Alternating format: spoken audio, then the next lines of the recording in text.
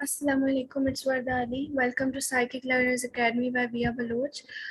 We are discussing our course Deal with Stress at Work and Personal Life through Resilience Skills. It's day 6. तो आज हम बात करते हैं मेकिंग मीनिंग पे। मेकिंग मीनिंग पे यानी कि हम पर्पस बनाएं, कोई मीनिंग हो हमारी लाइफ का। तो सॉरी, हम जब पैदा होते हैं तो हम सबका कोई पर्पस नहीं होता, ठीक है।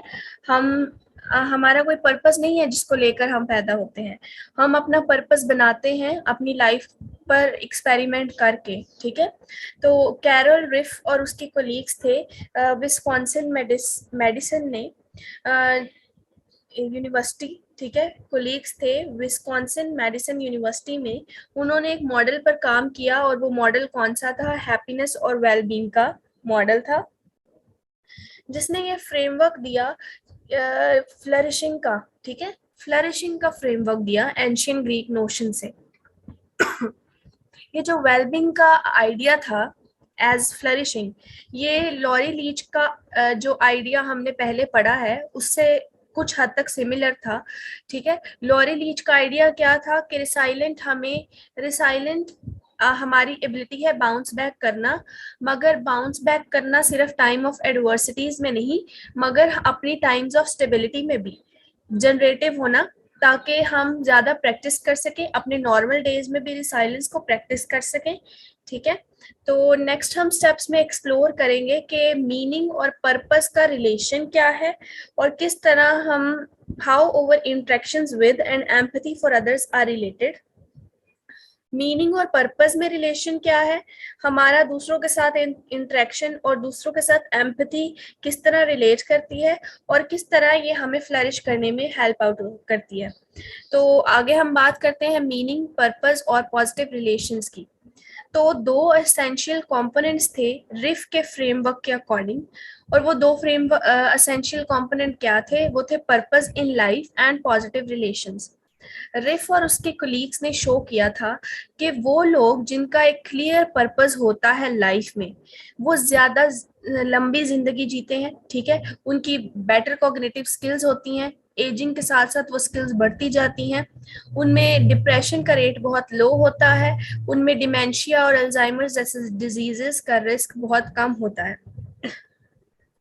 वो लोग जो अपनी जिंदगी का पर्पस और मीनिंग ढूंढते हैं, वो डिफरेंट तरीके भी ढूंढते हैं अपनी जिंदगी में काम करने के, ठीक है। For example university of California में बार्कले साइकोलॉजिस्ट मॉर्टन हैसन था और डेचर कैल्टनर, इन्होंने सजेस्ट किया कि एल्ट्रुइज्म एक वे देता है हमें कि हम हाई स्टेटस अचीव करें और पावर अचीव करें, ठीक है। एल्ट्रुइज्म हमें एक वे देता है कि हम स्टेटस और पावर को अचीव करें। एल्ट्रुइज्म क्या है? हमारा सेल्फलेसनेस, ठीक है। तो हमारा सेल्फलेसनेस से हम स्टेटस अचीव करते हैं, हम पावर अचीव करते हैं। रिसर्च ये भी शो करती है कि जो प्राइमरी वे है ज्यादातर लोग जो यूज करते हैं, मतलब जो लोग आप मीनिंग ढूंढते हैं उनकी एफर्ट्स की एक वजह होती है, वो लोग जिनकी एफर्ट्स की कोई वजह होती है, उन्होंने अपना कोई मीनिंग रखा होता है, वो लोग जो है उनमें उनका एक पॉजिटिव इम्पैक्ट होता है दूसरे लोगों की लाइफ पर। वो ज्यादातर कोशिश करते हैं कि उनकी उनकी उन लोगों की ज्यादातर एफर्ट यही होती है कि उनसे दूसरे लोगों को फायदा हो, ठीक है, दूसरे लोगों पर पॉजिटिव इम्पैक्ट पड़े उनकी लाइफ से, ठीक है। तो वो लोग इस तरह की सोच रखते हैं, इस तरह का मीनिंग रखते हैं और इसी तरह की एफर्ट्स करते हैं कि उनसे दूसरे लोगों को पॉजिटिव इफेक्ट हो, पॉजिटिव इम्पैक्ट हो, ठीक है। नेक्स्ट हम बात करते हैं crafting to find meaning in work. अब किसी भी काम में मीनिंगफुल करने के लिए हम क्राफ्टिंग करते हैं, ठीक है। एक फैसिनेटिंग स्टडी थी एमी वर्जेंस्की की from Yale School of Management. उसने ये फाउंड किया कि कुछ लोग जो हैं वो एक्टिवली क्राफ्ट करते हैं अपनी जॉब ताकि एडिशनल मीनिंग ढूंढ सके, ठीक है। वो अपनी जॉब को क्राफ्ट करते हैं ताकि उसके अंदर एडिशनल मीनिंग ढूंढ सकें। क्राफ्टिंग होती है एक्चुअली में एक डिजाइन बनाना, एक फ्रेमवर्क बनाना, ठीक है। तो इसको करने के लिए आपको चूज करना होता है एक फ्रेम, एक टाइम फ्रेम जिसके अकॉर्डिंग आपने काम करना हो, एक तरीका जिस तरीके से आप काम करना चाह रहे हो, ताकि आप अपनी जॉब में फोकस रहें कि आपने इन इन एस्पेक्ट्स पर काम करना है, इन इन चीजों पर फोकस करना है, इस तरह काम करना है, इस वे को यूज करना है। तो वो सारा टाइम फ्रेम और एक फ्रेम जो है वो आपके पास होता है। क्राफ्टिंग के थ्रू आपको ये हेल्प आउट होती है। तो फॉर एग्जाम्पल वर्जिन्स्की ने फाउंड आउट किया कि हॉस्पिटल वर्कर्स जो हैं वो who cleaned patient rooms clearly fell into two groups। जो अपने पेशेंट्स के रूम्स जो है वो क्लियरली उसे क्लीन आउट करते हैं,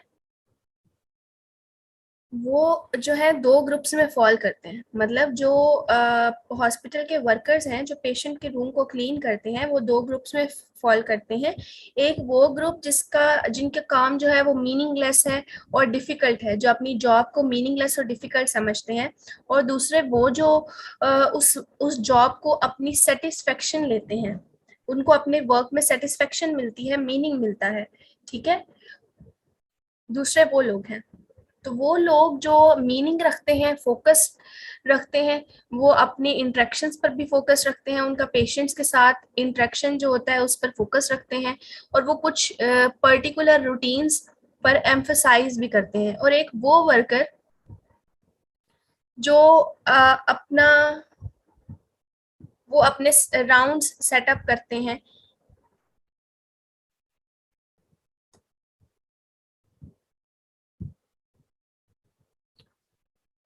वो वर्कर्स जो एक मीनिंग के साथ काम कर रहे हैं, सेटिस्फेक्शन के साथ, तो वो अपना पेशेंट के साथ इंटरेक्शन उसको फोकस रखते हैं और अपनी रूटीन उसी के अकॉर्डिंग जो है बनाते हैं।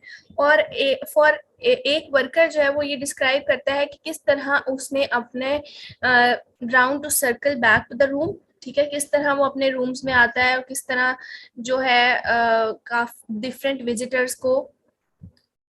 विजिटर्स इस चीज को नहीं देख पाते, ठीक है।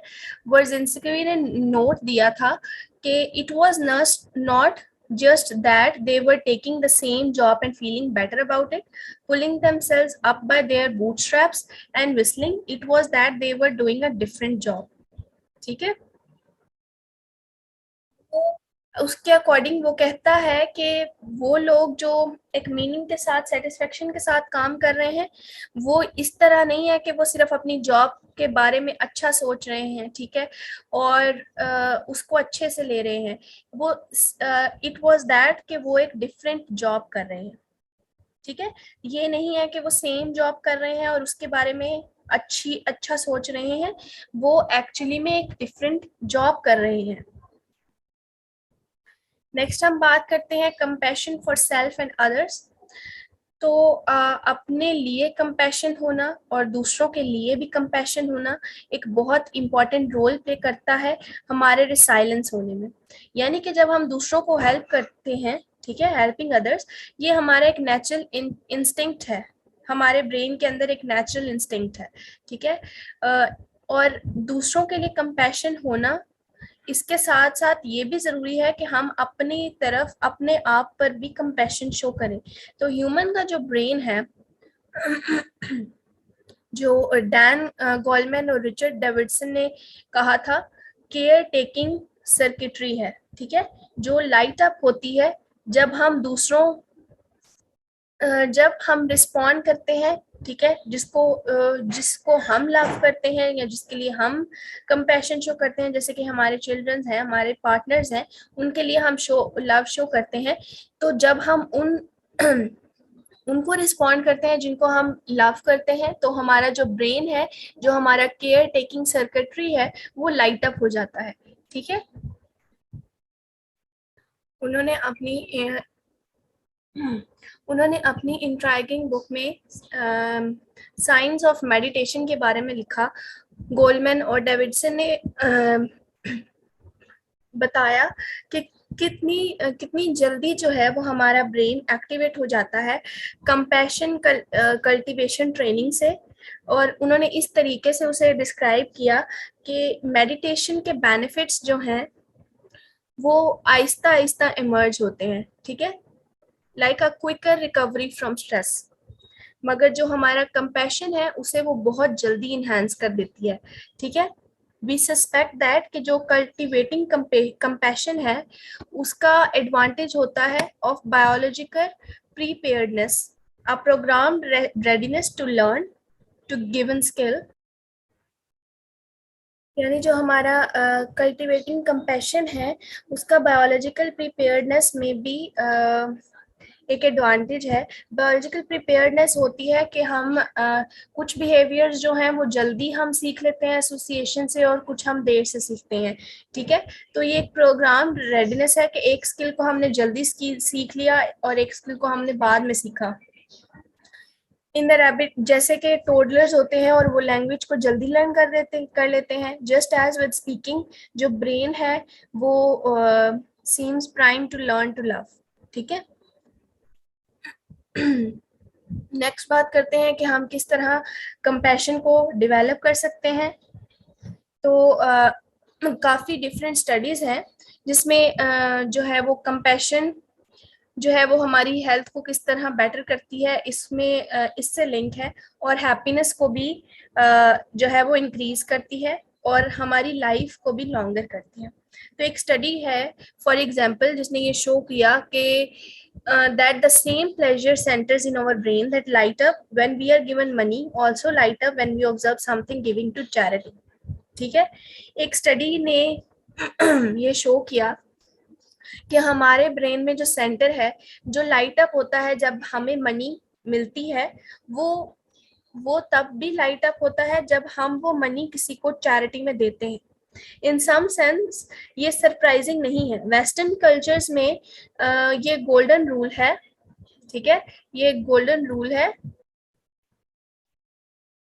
वेस्टर्न कल्चर में ये गोल्डन रूल है कि जब आप किसी के लिए करोगे तो कोई आपके लिए करेगा, ठीक है।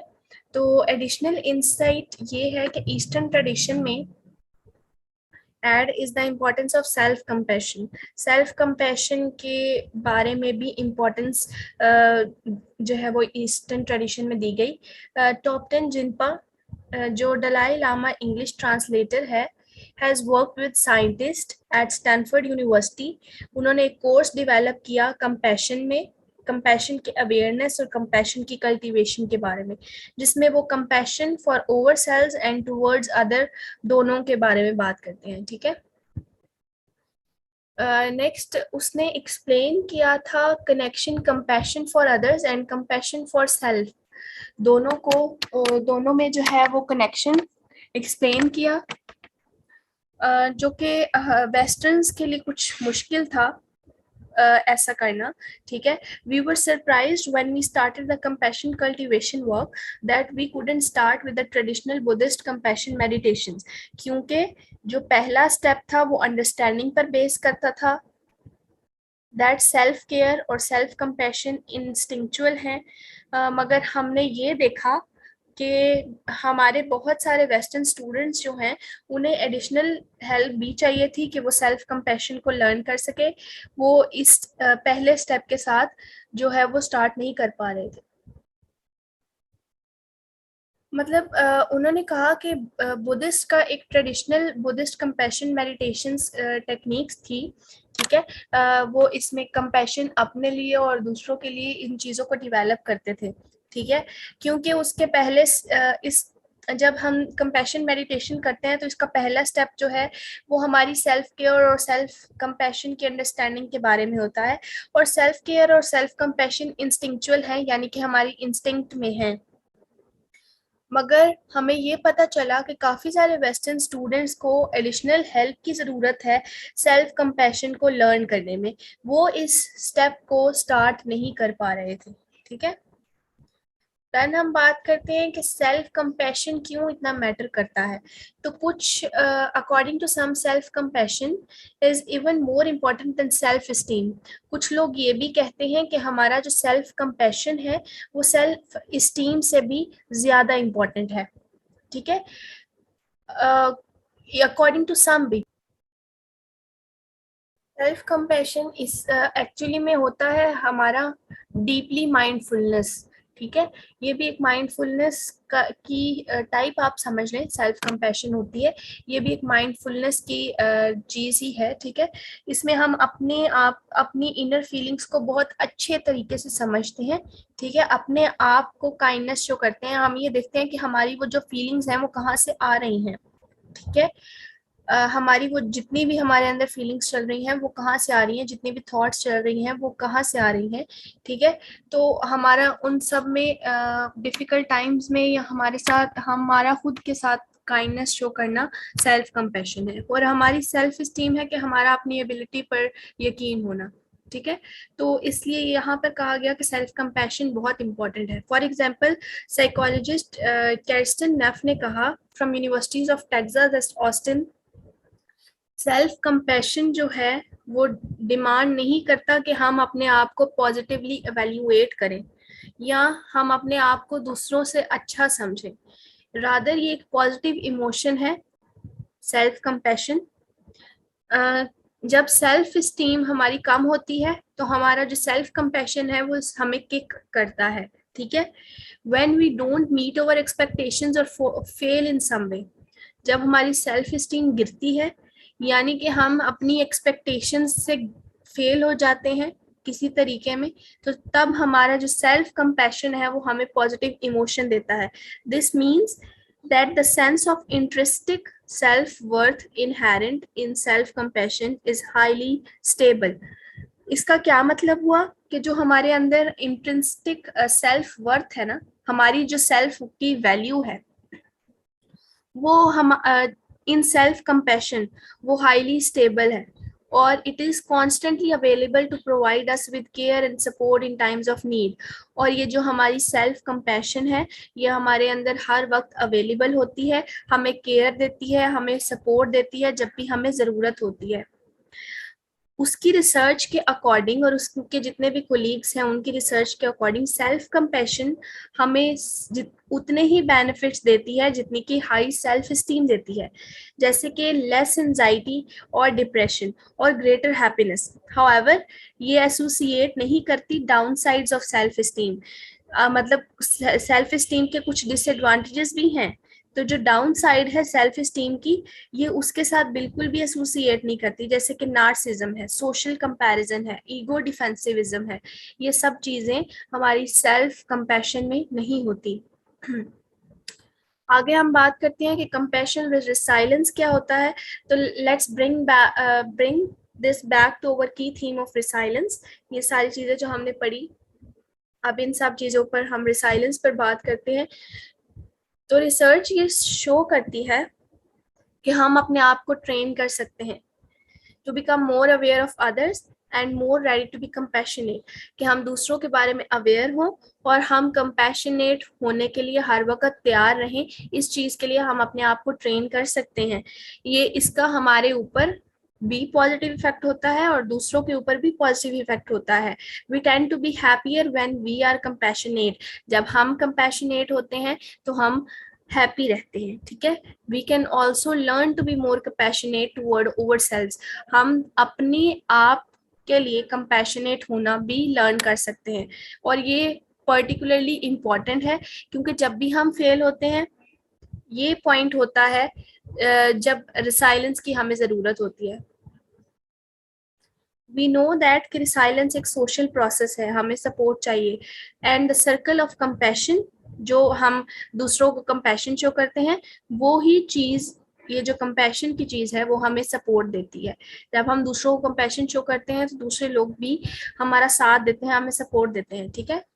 तो रिसाइलेंस इसलिए एक सोशल प्रोसेस है। जब हम लर्न करते हैं कंपैशनेट होना तो हम अपने लिए भी और दूसरों को के लोगों के लिए भी फायदेमंद होते हैं।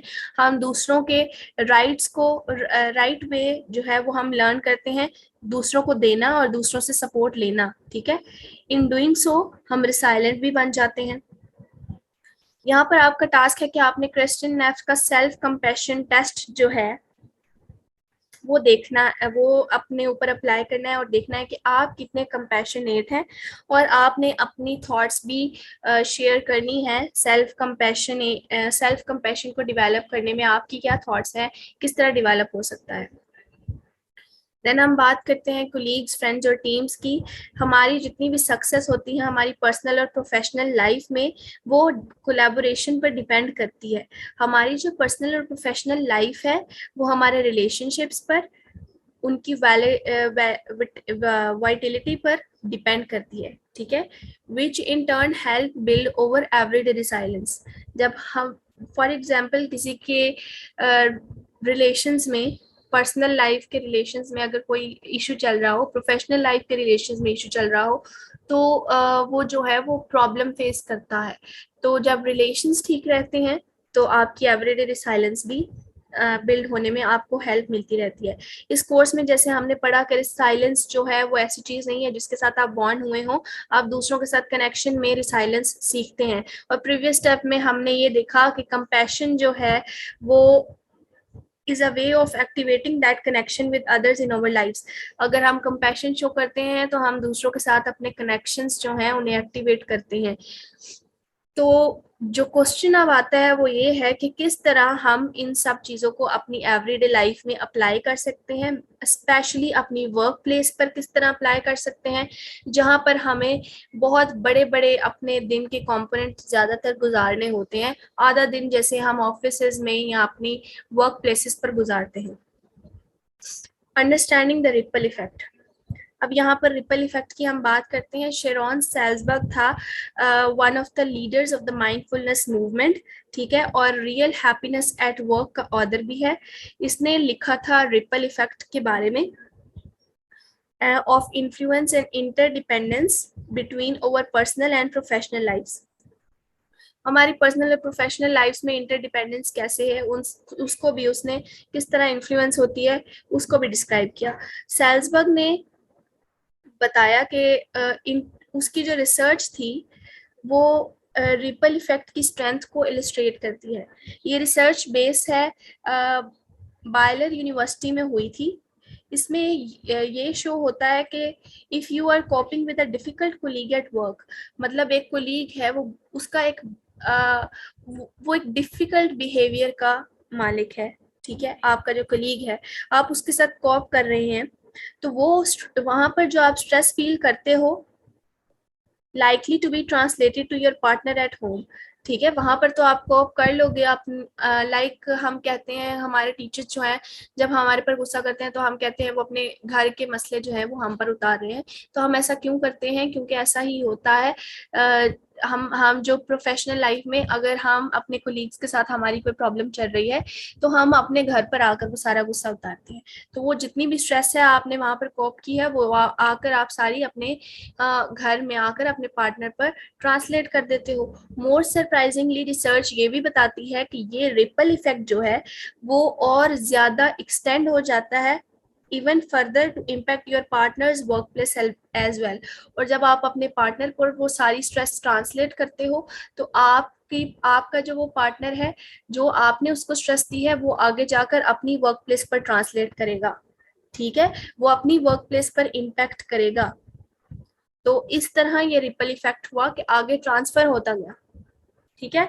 सो how can we turn this ripple effect into a positive effect, किस तरह इसको पॉजिटिव इफेक्ट में डाल सकते हैं आप कि आपको, ठीक है, इसके बारे में आपने ज़रूर सर्च और करना है, शेयर करनी है थॉट्स। जब आप डिस्कशन करेंगे तो आपको डिफरेंट टेक्निक्स मिलेंगी कि आप किस तरह इसको पॉजिटिव इफेक्ट में डाल सकते हैं। Understanding the interdependence at work. Salzberg ने सजेस्ट किया कि जब हम रुकते हैं और सोचते हैं all the people we depend on to do their job well, so we can do overs and then in turn all the people who are dependent on us do well।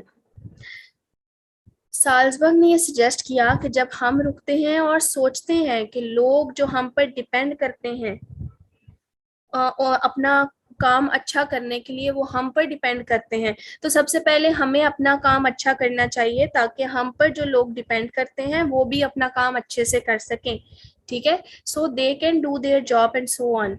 और फिर उन पर जो लोग डिपेंड करेंगे वो भी अच्छा काम कर सकेंगे। Building on this idea, Salzberg ने ये लिखा कि when we shift awareness to acknowledge this ripple effect, मतलब जब हम अपनी इस रिपल इफेक्ट के बारे में जितनी भी हमें अवेयरनेस है, जितनी भी नॉलेज है, जब हम उसे शिफ्ट करते हैं, we can undergo a sea change as human beings. हम ये देखते हैं कि बहुत बड़े पैमाने पर लोग चेंज हो जाते हैं। We find ourselves filled with a new sense of responsibility toward the quality of our experience and its impacts on other.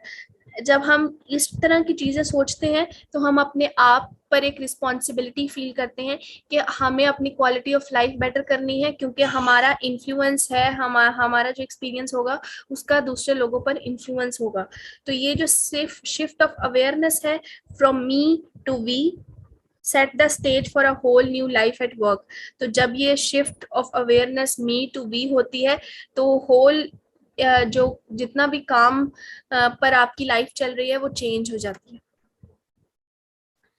अब गुड रिलेशंस के बेनिफिट्स क्या है फ्रेंडशिप और कोलैबोरेशन के, तो लॉट्स ऑफ रिसर्च हुई कि गुड रिलेशंस की प्रमोशन और फ्रेंडशिप और कोलैबोरेशन, इन सब की प्रमोशन काम पर किस तरह हमारी सेटिस्फेक्शन को बढ़ाती है और किस तरह हमारी प्रोडक्टिविटी को बढ़ाती है।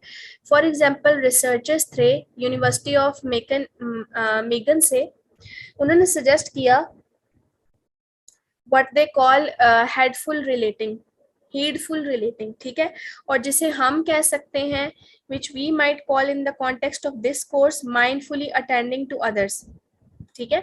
माइगन यूनिवर्सिटी में वो उसको कहते थे हीडफुल रिलेटिंग, और इन अदर वर्ड्स हम अपने कोर्स में हीडफुल रिलेटिंग को माइंडफुली अटेंडिंग टू अदर्स, ठीक है, हम कह सकते हैं इज द वन की टू थ्राइविंग एट वर्क। अगर आप अपने वर्क प्लेस में, अपने काम में थ्राइव करना चाहते हो, ग्रो करना चाहते हो, तो आपको माइंडफुली दूसरों को अटेंड करना पड़ेगा, ठीक है। Mindfully attending to others, mindfully दूसरों को अटेंड करोगे तो आप अपने काम पर थ्राइव कर सकते हो।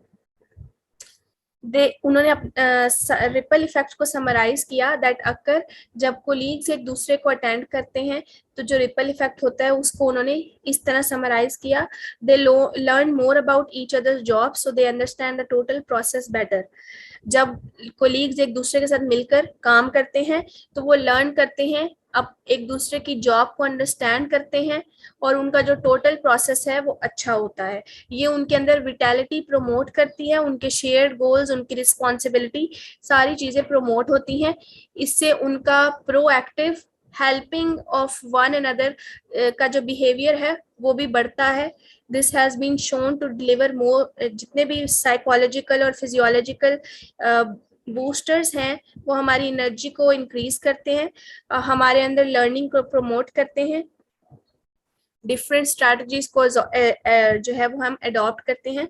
जो दूसरे लोग भी जो है वो स्ट्रैटेजीज यूज कर रहे होते हैं, जब कोलीग्स मिलकर काम करते हैं तो हर कोलीग जो है वो अपने फ्रेंड्स की स्ट्रैटेजीज को फॉलो अप करते हैं कि शायद ये स्ट्रैटेजी और बेटर हो, हमारे काम को और बेटर कर सके।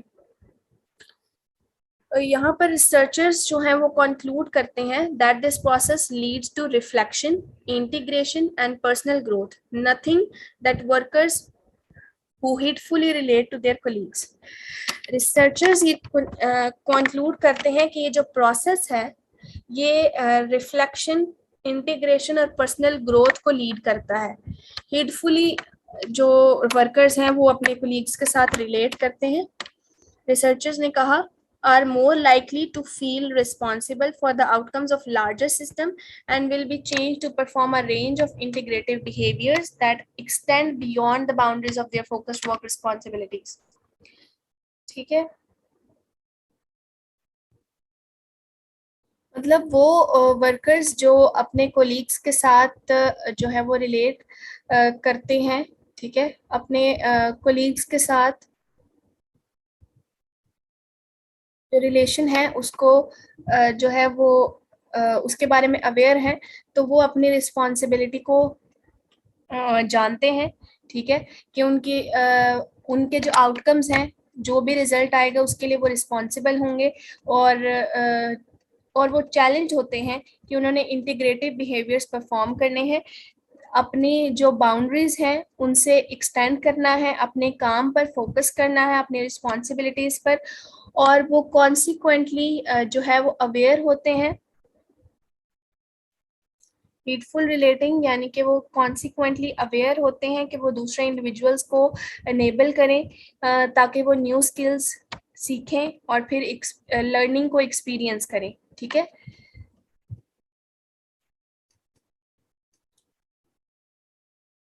मतलब इन अदर वर्ड्स, जो लोग, वो वर्कर्स जो जानते हैं कि उनका अपने कोलीग्स के साथ रिलेशन जो है वो इम्पॉर्टेंट है, ठीक है, वो सब मिलकर काम करते हैं, हर चीज़ के लिए रिस्पॉन्सिबल होते हैं, ठीक है, और अपने आप को चैलेंज करते हैं कि उन्होंने ऐसे बिहेवियर्स परफॉर्म करने हैं जो उनकी बाउंड्रीज से बाहर हों, वो फोकस करें अपने रिस्पॉन्सिबिलिटीज़ पर, अपने काम पर, ताकि वो दूसरे इंडिविजुअल्स को भी हेल्प आउट कर सके कि वो नई स्किल्स एक्वायर करें और लर्निंग एक्सपीरियंस करें। ठीक है। यहाँ पर आपका टास्क ये है कि आपने देखना है, हमारे हर किसी की स्ट्रेटजीज होती हैं अपने कोलीग्स के साथ इंगेज करने की। ठीक है। तो आपको क्या लगता है कि कौन सी स्ट्रेटजीज बहुत सक्सेसफुल रहती हैं फ्रेंडशिप को प्रमोट करने में या टीम वर्क को प्रमोट करने में? अपनी थॉट्स यहाँ पर जरूर शेयर कीजिएगा। Thank you so much.